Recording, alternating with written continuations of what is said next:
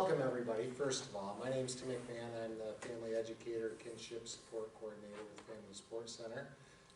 Bill Metzen is our Program Manager with the Family Support Center. Some of you may have seen Linda and Larry Maupin out there. Linda is the Executive Director of the Family Support System, and her support, her husband Larry, are here tonight for child care, and right now they're child careless.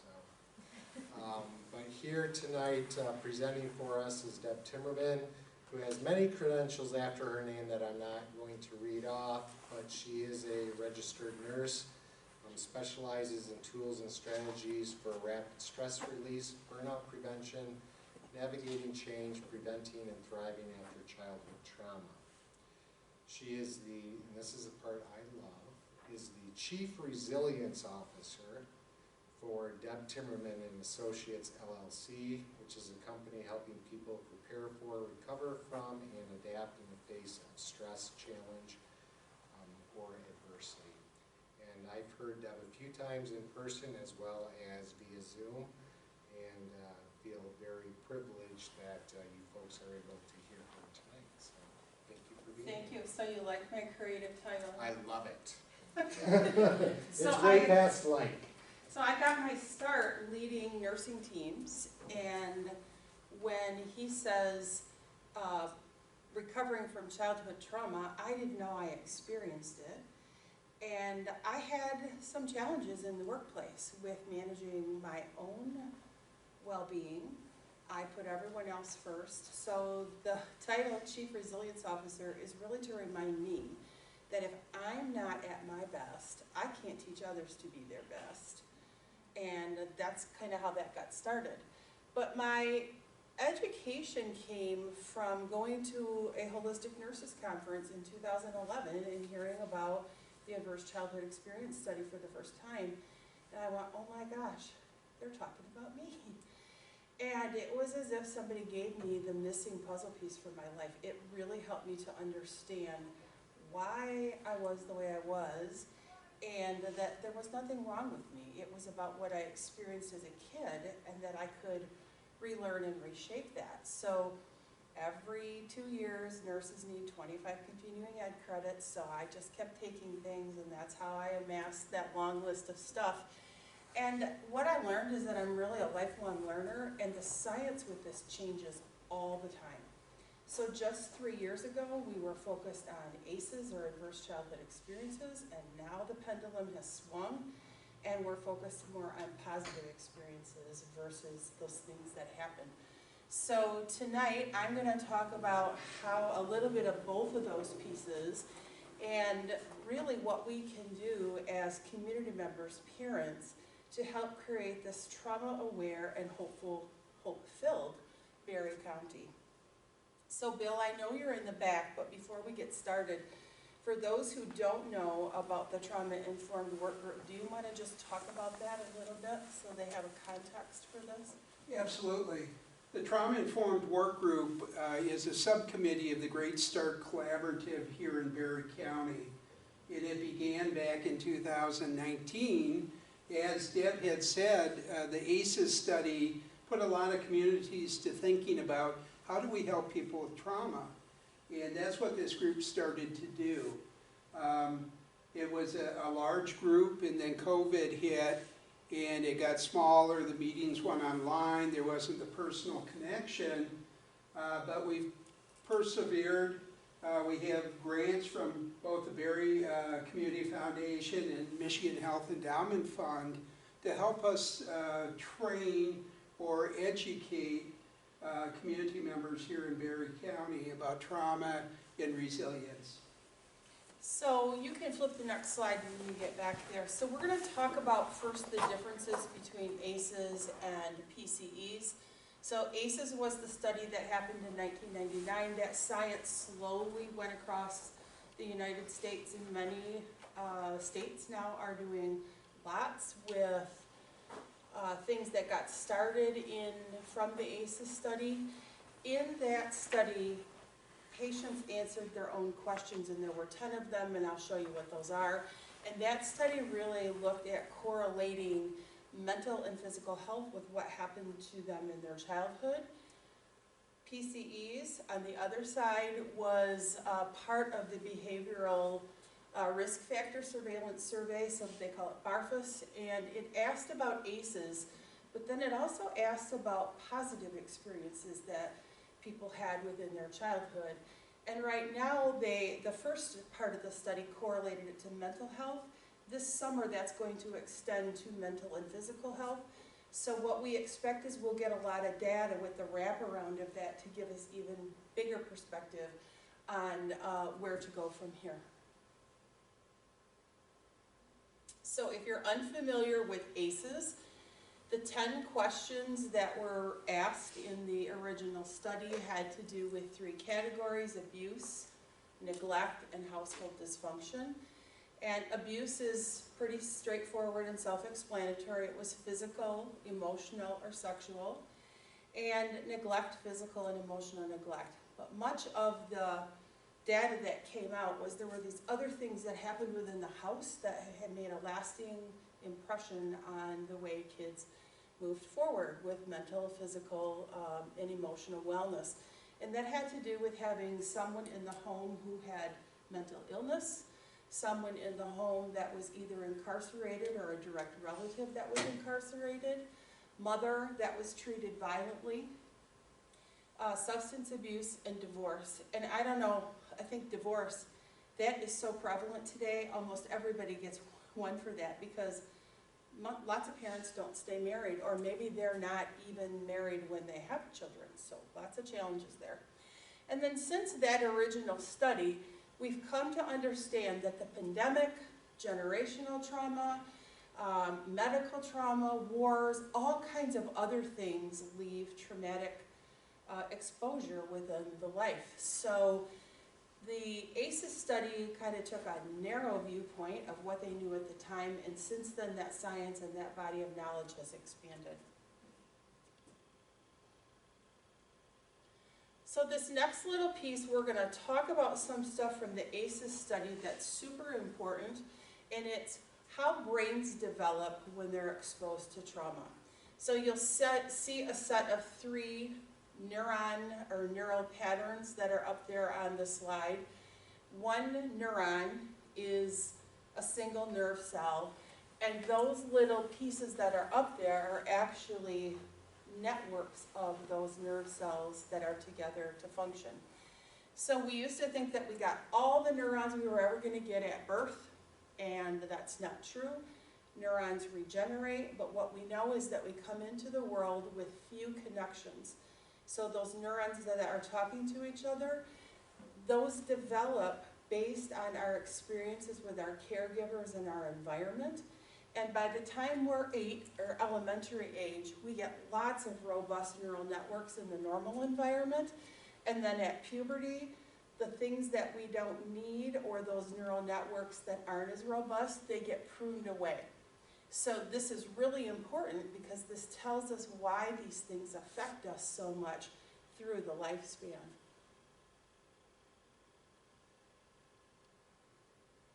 So there are many different periods throughout a person's lifespan: early childhood from 0 to 8, 0 to 12, all the way up into 25 that are very sensitive.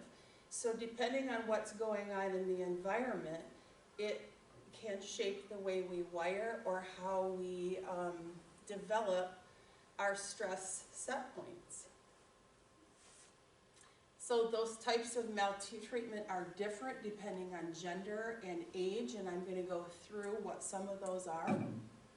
So the first one is the limbic system. That's our flight-fight awareness system. It's deep within the brain. It's sometimes also called the amygdala. We hear about the amygdala a lot.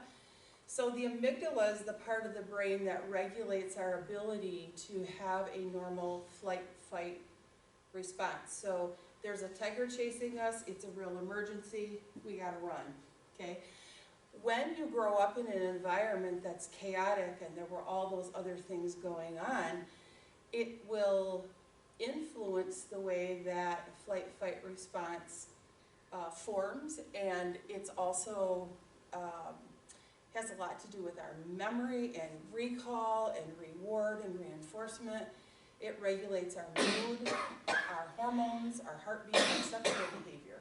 So we see a lot of kids who come from homes that had a lot of chaos, and we take them out of that chaos and we sit them inside a classroom and we expect them to sit down and be able to listen.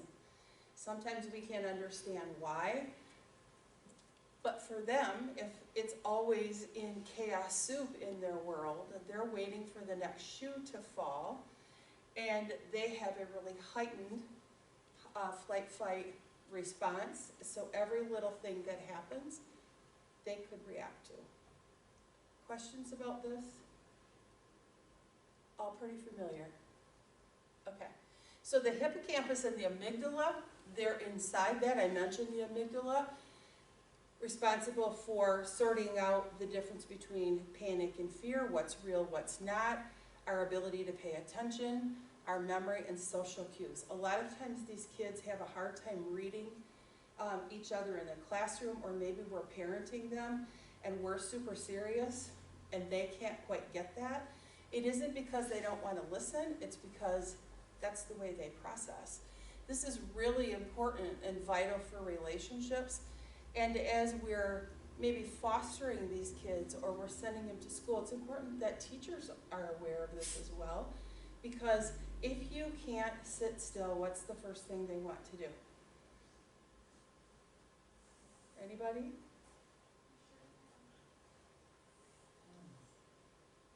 Send you to the principal or outside the classroom? Yeah, and then when that doesn't happen, it's, now we're gonna go down the road of ADD testing and this, whatever. And so there's a lot of studies happening now between ADD symptoms and trauma and what's the relationship between those. And a cool one that I just read about, and I'll have to find the researcher name, and Bill, I'll send that to you so you can send it out. So they did a study between kids who were medicated and kids who got extra attention. And the kids who got extra attention and felt safe outperformed those kids who were on meds. So when we talk about positive experiences today, when we can connect with those kids in a meaningful way and show up for them, being resilient ourselves and able to regulate our own emotions, the rewards they're vast. So the hippocampus and the amygdala are sensitive to maltreatment between the ages of 0 and 3, and sexual abuse between the ages of 0 and 5. And a lot of times we don't know where these kids come from or what their whole history is when they come to us. So being aware or knowing their history is helpful if you can. But if you see that these issues are challenging for them, maybe it's time to think about, maybe I should be thinking about this as maybe happening to this child versus what's wrong with that child. So the next important brain part is called the cerebellar vermis, and it is the seat of where these little seedling cells that we have that have to do with positive feelings and being able to pay attention and perceive what's going on in our environment.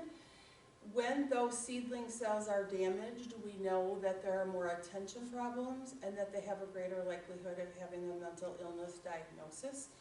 So it's super important to do this nurturing in that 0 to 5 range, or as long as we can, because that's when those seedling cells develop. And the sequelae that happens often isn't until way later, when these kids are in their teens or maybe early adults, that this kind of thing shows up. So we know that there are lots of biological connections between the things that happen in a traumatized brain. Our brain adapts in a way that changes the vermis, and a lot of mental illness diagnoses now are traced back to that particular problem. So the next important piece, called the corpus callosum, it's that little bridge between the right and the left hemisphere. So the left hemisphere has to do with spatial patterns, calculating math, fact retrieval. I was horrible at math and horrible at history. I would study, couldn't retain that information, had no clue that that was probably due to my ACEs score. I had a 6, so pretty crazy life. Grammar and vocabulary, processing routines. So sometimes kids can't seem to get the routine down. That's a brain thing. And then being able to perceive situations. The other side is visual and auditory processing, language, facial perception, so being able to read people's faces and what they're saying, processing new situations. So oftentimes we take kids who, well, there was, at the last time that we met to do this, a couple came that had 3 children, and someone in the family had a medical challenge, and so they had to babysit those kids. And the caregiver told them not to take them to a place that was too stimulating, the kids wouldn't do well. So guess what they did? Took the kids to a place that was too stimulating, they did not do well, and then sort of blamed those children for not being able to hold it together during that time. So those kids couldn't process new things. So it's important to know about these brain pieces that are affected, because sometimes we have expectations for the kids we have either in the classroom or see in the community or at church, and we don't even give any thought to what could possibly be going on in their neuroanatomy. So neglect in infancy and sexual abuse between the ages of 9 and 10 have an effect on that corpus callosum. So that's really important. Remember, we mentioned at birth we have few synaptic connections, and at elementary we have more, and that's when those are forming, 2 very critical periods of brain development. So this is just an overall slide. Bill can send this to you if you're interested. I think this is helpful to have it all in one place, because a lot of times we don't, there's so many complex things that happen in the brain, you need that slide when you need it, and you're trying to sort through, well shoot, what could be the problem here, and what part was affected. So stress set points differ for everybody. They are set in place by early adulthood, so our prefrontal cortex part of our brain, or our complex thinking part of our brain, isn't really fully developed until we're 25. So many times we'll see younger parents, maybe they're 19, 20, and they're having children, they're coming maybe for services, and we can't understand why they're not thinking like an adult. Well, they can't think like an adult because they're not fully developed, and if they've had trauma, that's been altered along the way. So our expectations of them really can't be the same, can they? We have to meet them where they are. So this part of our brain also is responsible for complex thinking and goal-focused action. So working memory, emotional control, being able to think flexibly, think on your feet, being able to pay attention for long periods of time, and then taking that initiative to get tasks done. I know a lot of times when I work with community groups, they'll say, but we give all these things to the people and they don't do anything about it. Well, maybe this part of their brain has been affected and they're unable to do that and take initiative. So it's not really a negative, it's something that you have to understand and be able to use what they can do as a strength-based asset, and we'll talk about that more in a bit. They also often have problems with planning and prioritizing, so time management, goal-directed persistence, being organized, and that thinking below that next level, that metacognition. So that's all the icky stuff, okay? Now we're going to talk about the positive stuff. And I think this science is super fascinating. HOPE stands for Healthy Outcomes from Positive Experiences, comes out of Tufts Medical Center, and we'll share a bunch of different things about what HOPE is doing and what they've found following the science of the positive now in this next section. So HOPE has 4 building blocks. And if you look on your handout, you can see those building blocks a little easier. So the first one is relationships. So relationships within families and with other adults. So maybe they're coming to you for services. Those relationships, super important. The second one is environment. So creating safe, stable, equitable environments for everyone, for where they work, where they live, where they play, at school. The next one is civic and social engagement, and that's to develop a sense of community and connectedness. And then the last one, and probably I think the most important, is emotional growth, and that's through playing and interacting with peers so that they become self-aware and can regulate. So all parts of the HOPE program fall under one of these little topics, and it's what we call the HOPE framework. So what I loved so much about the science of the positive is that even though we can't measure positive, we still know it's real and that it exists and it's worth growing. So when they started to do some of this research, what they found was that if we do all of these things within these 4 building blocks, we'll naturally promote kids' health and well-being. If we can form strong relationships and strong connections, and kids can do that, it's huge. It's a huge buffer for their mental health. It helps them to cultivate self-worth and a positive self-image, provides a sense of belonging, and builds those skills that promote, there it is again, that R word, resilience.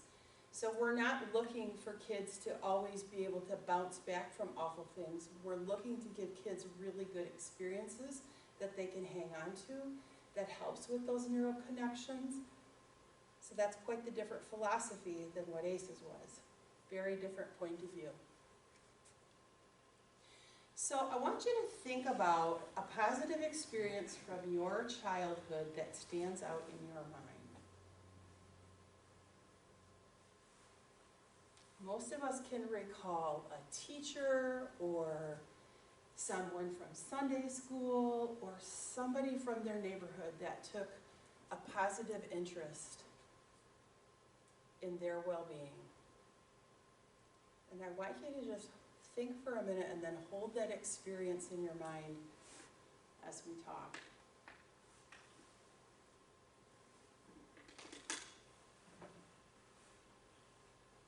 Everybody got it? Okay. So here's how they developed the PCE score.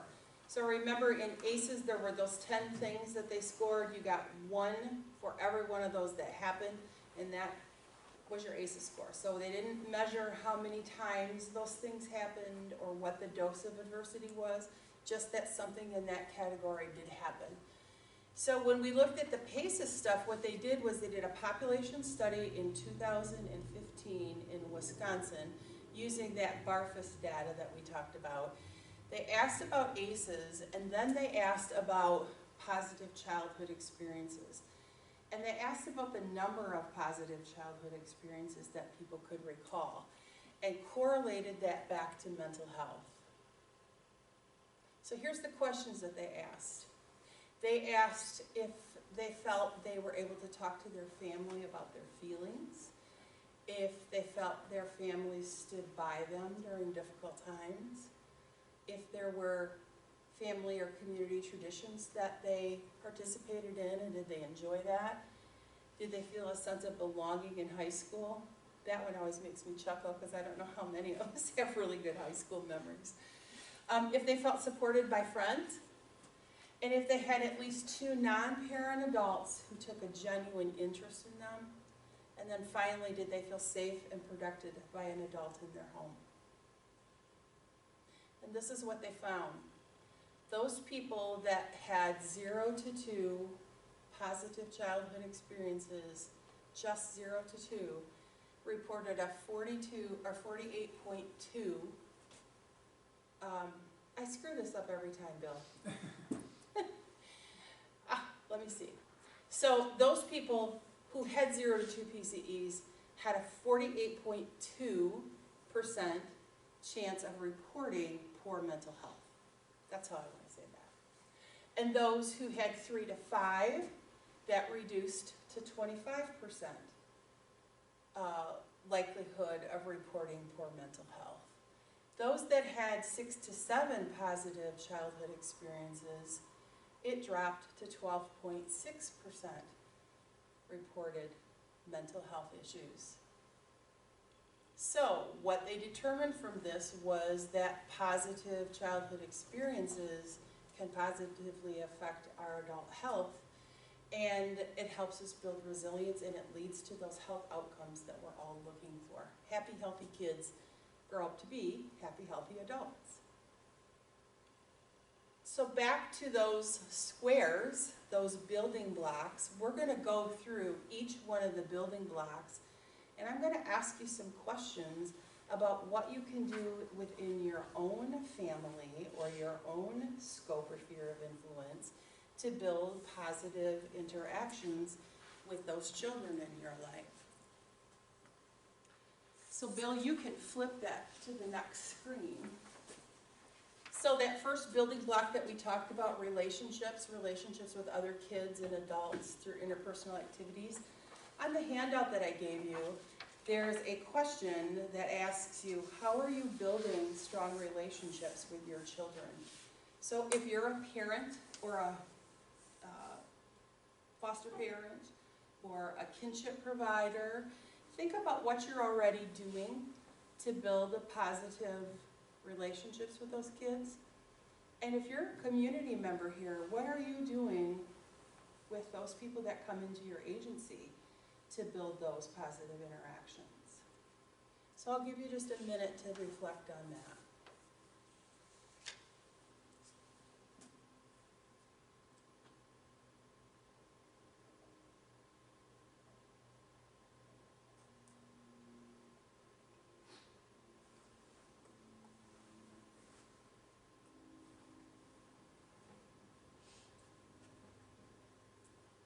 Bill, you can flip to the next slide.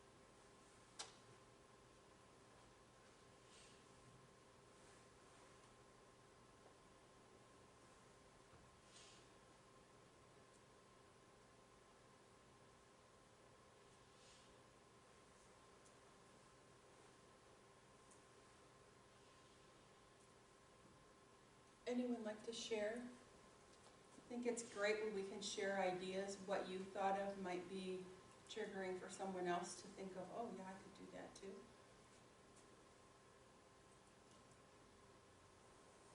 Tina, you see mostly adults that come into your... But I'm also a music teacher to a lot of kids. So actually I have quite a spectrum going on. So what are some ways that you're doing that within your agency? In the agency, it's not overlooking children. You know, often it's the parents that are coming in, it's adults otherwise. And so just even affirming with eye contact in a simple way, with a smile, means you matter, you count, you are here. We're not forgetting you too. So it can be very simple. I find that with my students. I have students from the age of 4, just very challenging music students, you know, up through 17, so very wide spectrum of ages there too. And again, simple affirmations. Yeah. Yeah, that's beautiful. Yeah. Someone, anyone else want to share?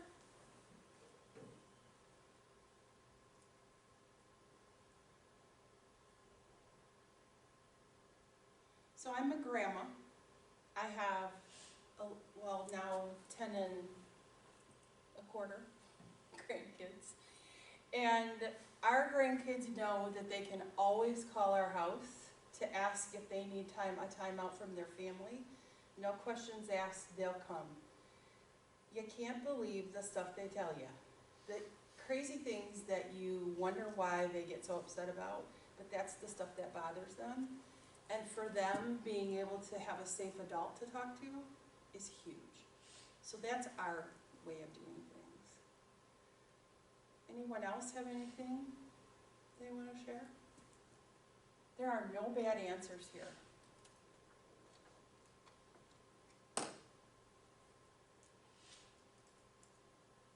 Okay, we'll move on to the next one. So environment.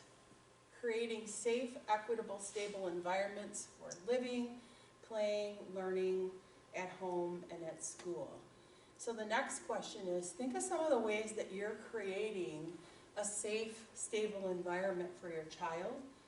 Or if you're an agency, just what Tina described is a way for a child to feel safe, right? Safe and acknowledged, being able to connect to that person's eyes and knowing that they matter. So just take a moment to think about ways that you're doing that, or a way that you could do it if you're not, or you'd like to make it safer. Actually, I'm going to put a footnote to that. I have some music students who have autism. So that becomes a very different way of handling it in body language and direct look. It's more of a swipe and creating a safety distance. So it's a very different approach. So if I can just mention that. So the interesting thing is she knows her students. She knows who she's with, and she adapts or adjusts the way she works with them based on who those people are. Imagine in our community if we were all aware of this, and we could do that for everybody. What kind of community could we create? I think Berry County is pretty cool. I found it to be very welcoming, but not everybody's going to feel that.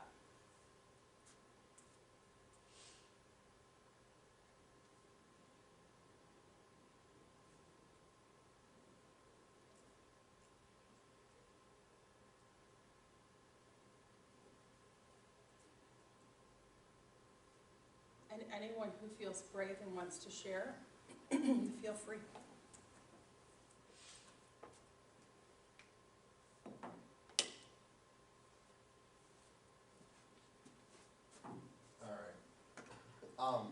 So I work for the Community Foundation. Obviously, I'm pretty heavily involved in our Kickstart to Career account, so that's where child savings accounts. So we're actually in elementary schools I go to every school in the county, barring the Middle Village, because they have some COVID requirements still once a month.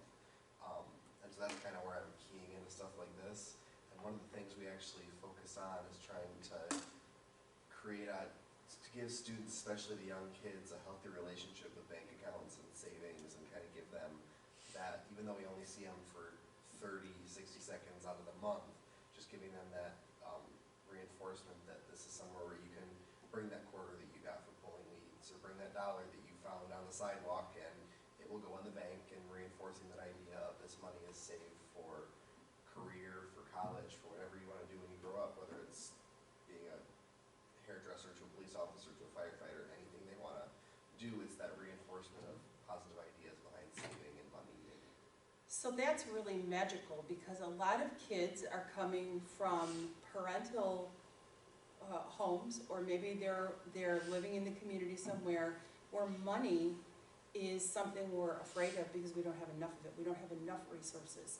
So being that positive reinforcement to be able to smile at those kids, make eye contact, you know, they may grow up and say, yeah, I remember him coming to school, and I have $900 now because I got that message. That's an amazing share. Thank you. Anyone else? Great examples. Okay, Social and civic engagement, so developing a sense of belonging and connectedness, so creating that community. So how can I engage in the community in ways that will help my child feel like he or she belongs and feels connected? So maybe if you're not already doing things in the community, taking that risk, going to different things that are out there, experiencing different organizations.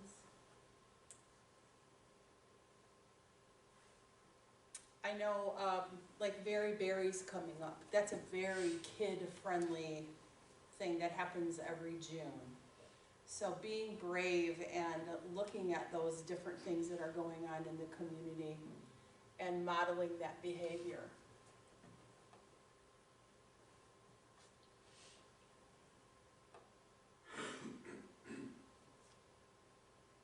Okay, we'll go to the next one.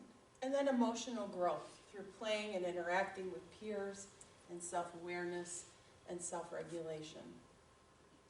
So an emotionally regulated adult, so somebody who's okay with themselves, being able to control temper, manage stress, models coping tools and strategies for kids. So how do you handle stress? And are you being a good role model for the kids in your life, whether that's in your home, or they're visiting your home, or in an agency? So take a couple moments to reflect on this one. I think this is actually probably the biggest question we ask ourselves as adults. For us to be welcoming to those kids that come into our agency, make our kids feel safe in their home environment, we have to be able to dial down what's going on here externally or internally so that those kids feel safe.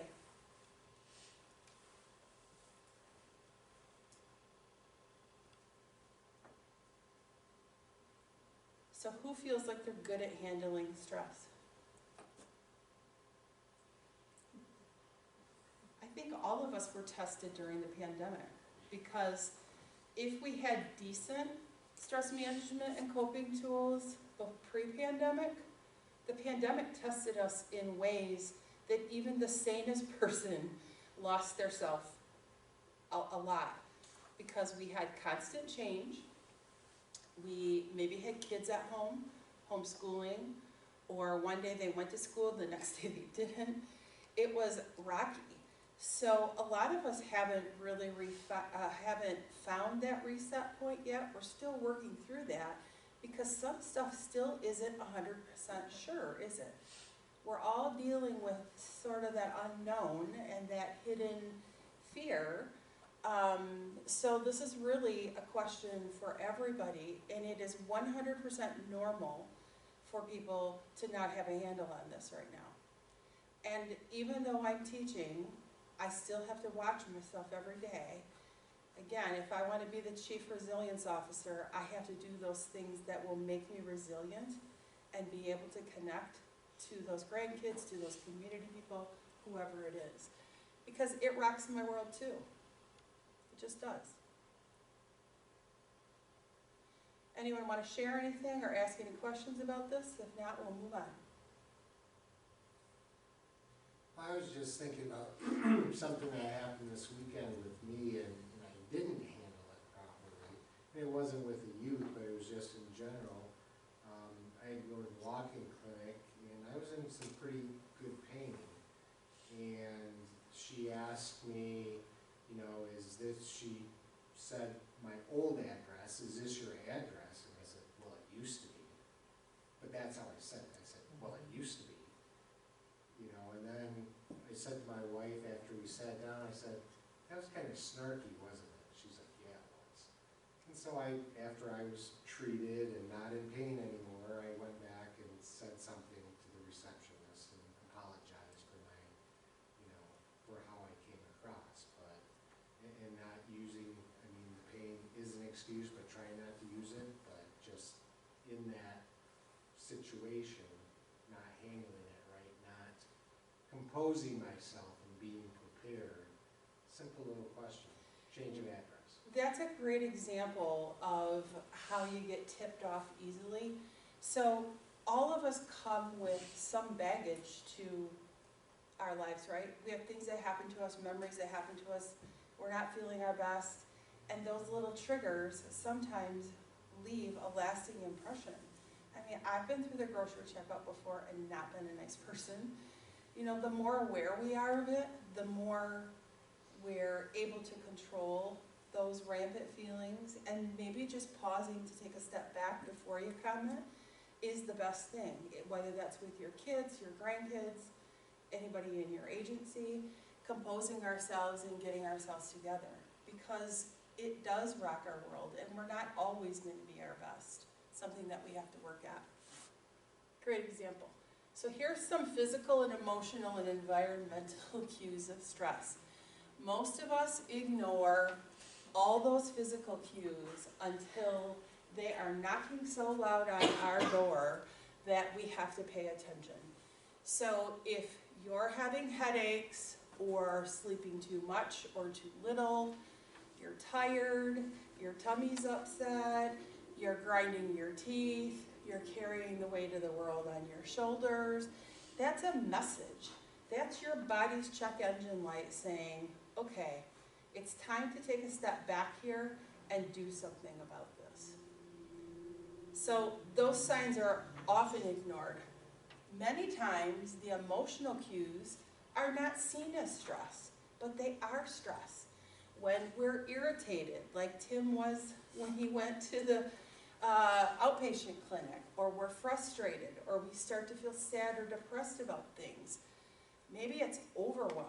Overwhelm is big if you've got too much to do, and probably during the pandemic, that was the #1 thing people were reporting. I'm just overwhelmed, I have so many decisions to make, I don't know what to do. And that's all because that part of the brain that we talked about being overactive, the amygdala, it's sensing that you're under a threat, so it's reacting the same in you as it would in a child. So for us, it's those cues that we're not paying attention to. And then lastly, our environment. When things get out of sorts, our house is chaotic, we can't find stuff. We have piles stacked on top of piles.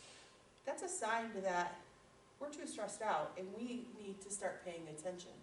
So if we want to be there to have relationships with our children, if we want to be able to engage in the community, paying attention to this is super important. Or you are going to lose it when you don't want to lose it. That's just how it goes. I think of a teaspoonful of water. You know how you can take a drip, a drip, a drip, a drip, a drip, until that water is just crusting nice and over the top of that teaspoon? And then you'll add that 10th drop and the whole thing spills over. That's a lot like we are. So that stress response or stress reaction in us, it's our brain trying to help keep us safe. But oftentimes the brain does what it is comfortable with, not what's best for us. So if you grew up like I did, where frustration and crazy was the norm at your household, you're probably going to lose it and still be triggered as an adult. So being aware of that's super important. So how do you relieve stress? I have 3 ways. First one, being aware. That's the first start. So it was good what Tim did. He went back and reflected and went, oh, I was snarky. I need to go apologize. You know, it's okay that we lose our stuff. We can't control ourselves all the time, but it's what we do about it after that dictates whether or not we're going to have a relationship with that person, okay? How many times do we as parents lose it with our kids, but we don't say anything to our kids about, I'm so sorry, I was stressed out, I'll try to be better. But having that open dialogue and that open conversation and being aware will help you. And then mindfulness is always good. There's lots of mindfulness tools out. Mindfulness tapes, mindful eating, mindful breathing, mindful everything. Lots of that stuff is on YouTube. You can get it for free. So go out and Google mindfulness, and it helps you become aware. The next piece is understanding. Stress is information. All of that stuff that I talked about on that previous slide, those body signals, information. So start using it for what it is. It's information to tell you to take action, okay? We have a choice. We can do all kinds of things to help us with stress, but first we have to understand what's happening with our brain, and then we literally have to make the choice to do something to intervene. So breathing, movement, meditation, art, journaling, support group, faith community, pets, art, the list goes on and on. Gardening, Pierce Cedar Creek. We have lots of rich resources around here, but we have to take action. Stress management is not a passive thing, it's an active thing. You have to engage. And I would encourage you to start with one thing, not 20 things that you don't keep up with, but choose one thing. If movement is your thing or walking is your thing, try to integrate that into your day or your week. And if you have kids, get them out doing it too, because you're modeling that behavior for them and giving them a great chance to blow off some steam as well. So I'm going to do 3 simple breathing tools to that you can take anywhere to help you have a couple of tools in your toolbox. Has anyone ever done belly breathing before? I think everybody's done belly breathing, right? But it's a matter of, are we really doing it properly? So when we do belly breathing, we want to breathe all the way down here and engage our diaphragm. So it's in through the nose, pushing your belly out through the mouth, kind of sucking that core in so that you engage those abdominal muscles. So let's all try that together. Big breath in through the nose, pushing out your belly, now blow it out through the mouth, tightening your core. One more time, big breath in, push it out. If you haven't engaged those belly muscles in a while, it will be kind of tender when you push those out. Just FYI. And then box breathing is really simple. It's to the count of 4. So you inhale to the count of 4, hold to the count of 4, blow it out for the count of 4, and then pause for the count of 4. So let's do that together. Inhale, 1, 2, 3, 4, hold, 2, 3, 4, blow it out, 2, 3, 4, now just pause, 2, 3, 4. Easy. Easy peasy. 4, 7, 8. Inhale 4, exhale 7, so a longer blowout, and then pause for 8. So let's try that one together. Inhale, exhale, 2, 3, 4, 5, 6, 7. Now pause for 8. 2, 3, 4, 5, 6, 7, 8. A big breath in, 4.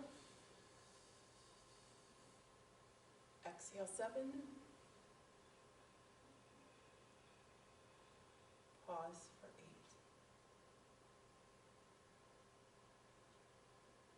Breath tools are my favorite because they work fast. You can take them anywhere with you. You don't need special equipment. And these are really fun to do with kids. 4, 7, 8 breathing is a great one for kids to help downshift at the end of the day and go to sleep. Box breathing really gets their attention because you're following that pattern. And there are some great videos and some pacers on YouTube. If you Google 4, 7, 8 or box breathing, people have done like little art things or chasers. Those are really good. And just integrating something like this simply throughout your day is a big stress reliever. When we are stressed out, everything curls in on itself. We don't breathe deeply, so our brain doesn't get oxygenated. So just opening that up, letting it go. And you can do any of these with any of the other things that you're doing. You can do it while you garden, you can do it while you ride your bike, you can do it while you take a walk. So they fit really nicely with other things. Does anyone have any favorite tools that they love to use for stress reduction? I see Tina closing her eyes over there, so I'm thinking she loves this. Mine has a double-edged sword to it badly. I'm a music teacher, but I'm also a drummer for a praise band now. Oh, fun. Well, until a lot's required of you, then it becomes the stressor again. So it's kind of an interesting evolution going on kind of thing. So then it's, again, using the de-stressors to not have the stressors get to you. So it's become quite an interesting Yeah, and process. setting good boundaries for knowing what you can do and what you have enough energy to do. And as things open up, that's hard because we've all been locked up for a long time, and getting back out there, lots of people say, oh my gosh, it's just like it was before. That's under your control. And it's okay to say, I'm doing this slowly so I don't overdo. It is.